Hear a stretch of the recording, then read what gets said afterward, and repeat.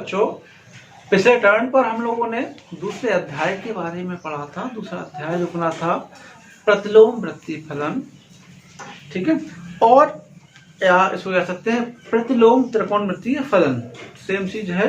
इसमें हम लोगों ने इसके बारे में बहुत सारे फॉर्मूलों के बारे में पढ़ा था, कौन से फॉर्मूले कैसे बनाए गए हैं, पुराने फॉर्मूले क्या थे, नई क्लास कैसे जोड़ा था। आज हम लोग उसी क्रम को आगे बढ़ाते हैं। उसकी पहली अभ्यास है 2A, उसको हम लोग सवाल लगा के देखते हैं। तो पहला क्वेश्चन हम लोग देखते हैं, उसमें लिखा हुआ है कि निम्नलिखित के मुख्य मानों को ज्ञात कीजिए। मुख्य मानों के लिए हमने एक चीज बताई थी कि कौन साइन कॉस टेन कॉस में किनका परिसर कहाँ पे होता है, उस हिसाब से हम लोग मुख्य मान निकालते हैं। यहाँ पे सबसे पहले हम समझते हैं कि मान पहला क्वेश्चन का पहला पार्ट दिया गया है कॉस इनवर्स 1/2। कॉस इनवर्स 1/2 का मान निकालने के लिए हम लोगों को पता होना चाहिए कि कॉस का मान 1/2 कितने का होता है। सब लोगों को पता होगा, सारणी में कैसा नोटिंग पढ़ रहे हैं ट्रिग्नोमेट्री में, कि कॉस में जो 1/2 मान होता है तो मान होता है कॉस 60 का, ठीक है। तो सबसे पहले हम लोग क्या करेंगे, इसको मान लेंगे x या y कुछ भी मान लेते हैं। तो कॉस इनवर्स को सब लेके जाएंगे तो हो जाएगा cos x बराबर 1/2, और 1/2 जो मान होता है 1/2 वो होता है cos 60 का। तो हम लोग करते क्या है, हम 60 नहीं लिखते हैं, इसको क्या लिखते हैं, पाई के रूप में चेंज करते हैं। तो 60 अंश को जब पाई के रूप में चेंज करेंगे उसमें पाई/180 अंश से गुणा करते हैं। 180 का 60 का भाग 180 में जाएगा तो जाएगा 3 बार, तो जो मान अपना हो जाएगा वो जाएगा पाई/3। एक्स की जो वैल्यू आएगी वो आएगी पाई/3। अब बात आती है कि जो x का मान निकाला है पाई/3 वो इसका मुख्य मान है कि नहीं है। इस चीज को ध्यान से समझना है कि वो इसका मुख्य मान है कि नहीं है। मुख्य मान समझने के लिए हमने एक टेबल बताई थी, इसमें उस टेबल को ध्यान से देखते हैं।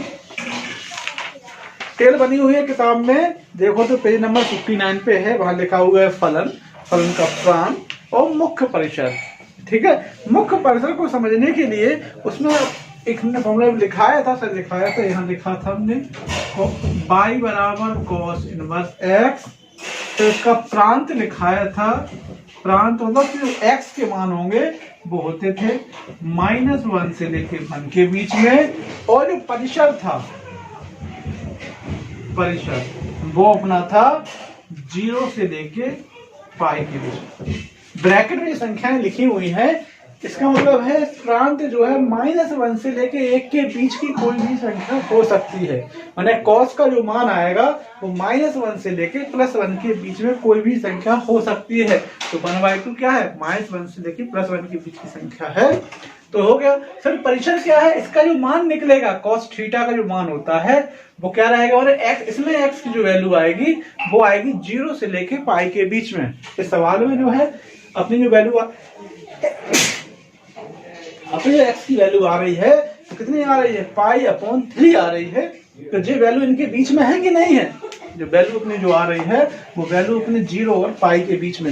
0 और पाई से मतलब क्या होगा, 0 से लेके 180 अंश के बीच में आना चाहिए, जबकि अपना मान आया है 60 अंश।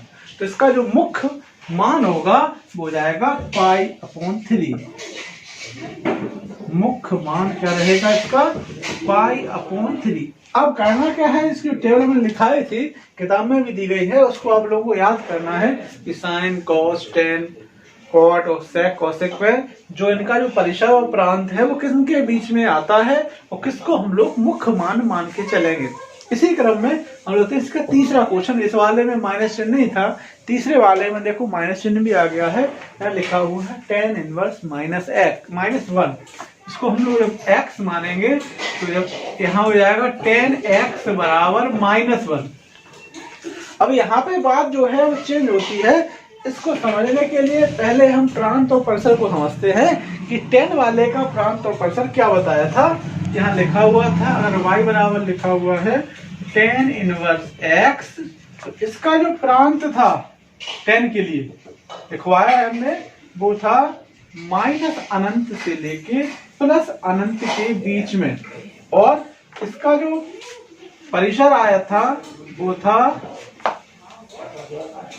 y बिलोंग्स टू -π/2 से y और प्लस के π/2 के बीच में, माने -90 से लेके +90 के बीच का जो मान होगा वो हम लोगों को निकालना है, वो ही इसका मुख्य मान कहलाएगा।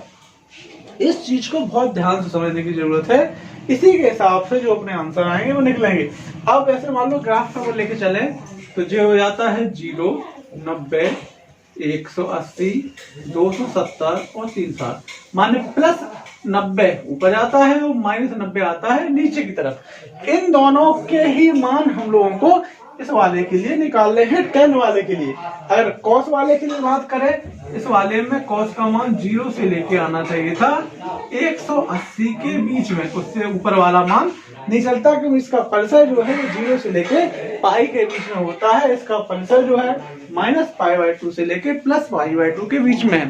तो सबसे पहले हम लोग समझते हैं कि tan का मान माइनस कहाँ होता है। तो ASTC के हिसाब से यहाँ पे सारी संख्याएं प्लस में होती हैं, यहाँ पे साइन वाली प्लस में होती है। यहाँ हमारे इस वाले में भी tan क्या हो सकता है, माइनस हो सकता है, इस वाले में tan माइनस हो सकता है, इस वाले में tan जो है प्लस का होता है। ठीक है, तो या तो दूसरे खाने में होता अपना मान या फिर लास्ट वाले खाने में होता। तो दूसरे खाने में तो ले नहीं सकते हैं, क्योंकि वहां अपना जो इसकी जो परीक्षण की रेंज है -π/2 से लेके +π/2 के बीच में है। तो अपन को चौथे वाले खाने में इसका मान निकालना पड़ेगा। चौथे वाले खाने का मान निकालने के लिए हम लोग करते क्या है, जो माइनस चिन्ह इसको बाहर लगे रहने देते हैं, क्योंकि tan - थीटा बराबर होता है माइनस के tan थीटा। तो यहाँ पे जो वन मान है वो होता है 45 का, इसको लिख सकते हैं। तो अपन 45 लिखेंगे और 45 में किससे गुणा करेंगे, π/180 से। तो 45 का भाग 180 में जाएगा, वो जाएगा 4 बार। तो यहाँ पे मान हो जाएगा π/4, या x का जो वैल्यू निकलेगी वो आएगी माइनस के π/4, क्योंकि tan से tan कैंसिल हो जाएगा। या चाहो तो पहले माइनस चिन्ह पर यहाँ भी लगा सकते हैं कि tan -π/4 की जो वैल्यू है वो क्या होगी, -1 निकलेगी। तो अपना जो मुख्य मान इसका रहेगा, मुख्य मान अपना हो जाएगा x बराबर माइनस के π/4। ठीक है, इतना समझ में आ गया। जो मुख्य मान निकालने का सही तरीका है, आप लोग उसकी टेबल याद करनी है। अब इसके बाद नेक्स्ट क्वेश्चन देखते हैं।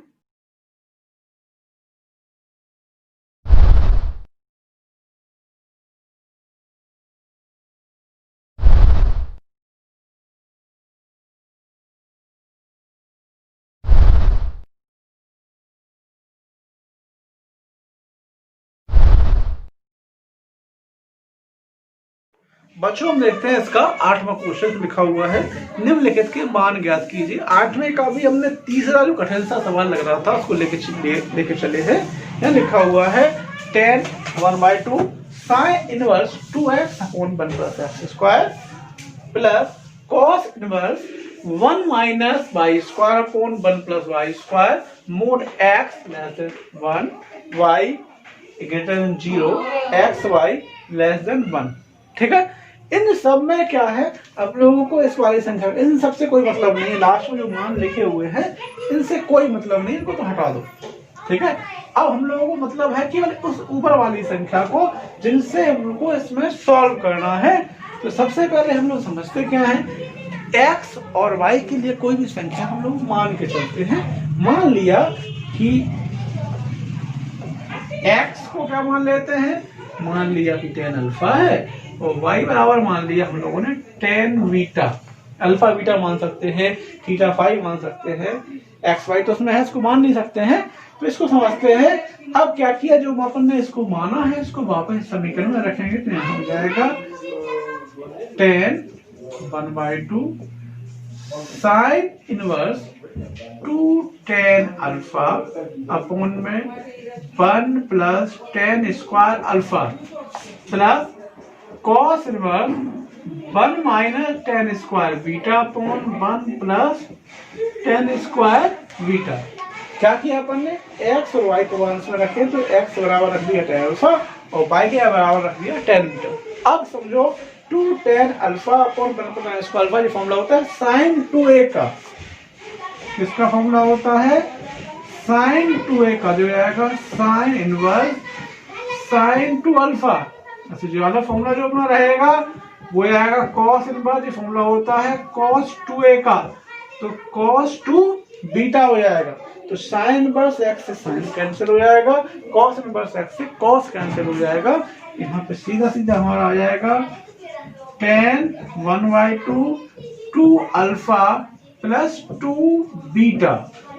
अब इस दो का इसमें भाग लगाएंगे तो संख्या केवल बचेगी tan ब्रैकेट में अल्फा प्लस बीटा। 10 में आ गया, क्या बचा tan अल्फा प्लस बीटा। यहाँ पे हम लोगों ने क्या किया है, x और y के मान जो माने हैं वो माने हैं अल्फा, tan अल्फा और tan बीटा। जब अल्फा का मान निकालेंगे तो tan इनवर्स x आएगा, बीटा का मान निकालेंगे तो tan इनवर्स y आएगा।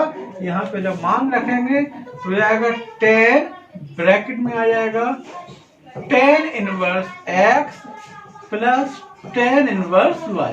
क्या किया, यह अल्फा और बीटा का मान यहाँ से हम लोगों ने निकाला है। अब tan इनवर्स x और tan इनवर्स y प्लस का फॉर्मूला हमने कल बताया था, आप लोगों ने याद भी किया होगा, नहीं किया है तो याद करना है कि tan inverse plus tan inverse y का जो फॉर्मूला होता है वो होता है tan inverse x plus y upon 1 minus xy, जो इसका फॉर्मूला हो गया। अब tan से tan इनवर्स आपस में कैंसिल हो जाते हैं, तो यहाँ पे बचेगा x plus y upon 1 minus x y, जो हमारे इस समीकरण का आंसर निकल के आ गया है। समझ आया?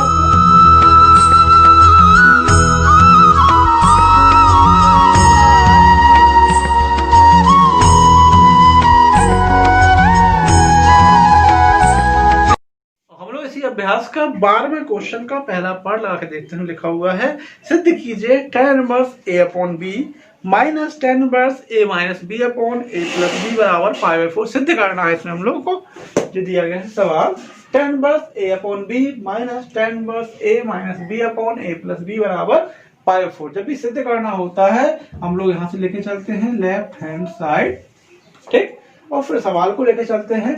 यहाँ पे लिखा हुआ है tan inverse a minus b a upon b, इसमें लगेगा फॉर्मूला कौन सा, tan inverse x minus tan inverse y का, जो होता है tan inverse x minus y upon में 1 प्लस एक्स वाई। तो हो जाएगा tan inverse x minus y upon में 1 प्लस एक्स वाई, ठीक है। अब यहाँ पे होगा क्या, यहाँ पे लासा पे लेंगे, जो आएगा v ब्रैकेट में आएगा a प्लस v। अब a का भाग b का भाग लगाएंगे तो a का a प्लस b में गुणा हो जाएगा, तो यहाँ लिख देंगे a और यहाँ पे आ जाएगा a प्लस b। जब a प्लस b का भाग लगाएंगे तो b का गुणा हो जाएगा a माइनस b में, यहाँ पे v और यहाँ पे आ जाएगा a प्लस b। तो यहाँ पर बचेगा b ब्रैकेट में a plus b plus a bracket में a, ठीक है। केवल एलसीएम दिया ऊपर और नीचे हम लोगों ने। यहाँ पे देखो इस वाली संख्या से जो वाली संख्या कैंसिल हो जाएगी। अब बचेगा क्या, इसका हम लोग गुणा करके देखते हैं। बराबर में आ जाएगा tan इनवर्स a का गुणा अंदर करेंगे तो यहाँ बचेगा a स्क्वायर, फिर b में करेंगे तो प्लस ab, यहाँ अंदर गुणा करेंगे तो आ जाएगा माइनस ab और प्लस के v स्क्वायर। अपॉन में गुणा करेंगे तो पहले a का b में करेंगे तो आ जाएगा ab plus b square plus a square और माइनस के ab। यहाँ ab से ab कैंसिल हो गया, यहाँ भी ab से ab कैंसिल हो गया। यहाँ पे आ गया tan inverse a square plus b square upon में a square plus b square, ये आपस में कैंसिल हो गए। आ जाएगा tan इनवर्स 1, और tan इनवर्स 1 जो वैल्यू होती है वो होती है π/4। क्या हो जाएगा π/4, हमारा सिद्ध हो गया पहला पार्ट।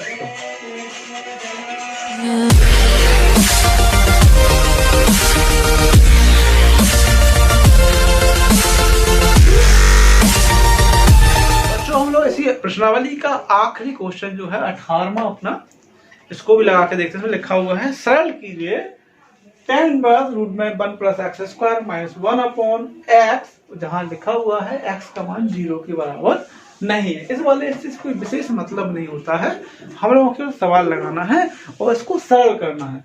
करते क्या है, जैसे सवाल हम आते हैं तो इन संख्याओं कुछ मान लेते हैं। इसमें अभी हम लोग मान के चलते हैं कि x बराबर किसके बराबर है, tan थीटा tan अल्फा, कुछ भी मान सकते हैं। मान लिया कि tan थीटा के बराबर है यहाँ पे, तो जब मान रखेंगे तो यहाँ हो जाएगा tan इनवर्स रूट में आ जाएगा 1 plus tan square theta minus 1 upon tan theta. ठीक है, अब 1 प्लस tan स्क्वायर थीटा जो होता है वो होता है sec स्क्वायर थीटा के बराबर, और कई वर्गमूल निकालेंगे तो यहाँ पे बचेगा sec theta minus 1 upon tan theta.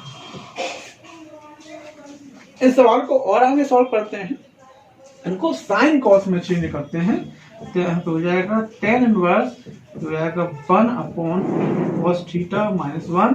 tan को जब चेंज करेंगे तो हो जाएगा sin थीटा अपॉन में cos थीटा। समझ आ गया। इसके आगे करेंगे क्या, इसका एलसीएम लेंगे तो जो हो जाएगा tan इनवर्स यहाँ पे आ गया cos थीटा, तो बचेगा 1 माइनस cos थीटा, तो यहाँ पे आ जाएगा sin थीटा अपॉन में cos थीटा।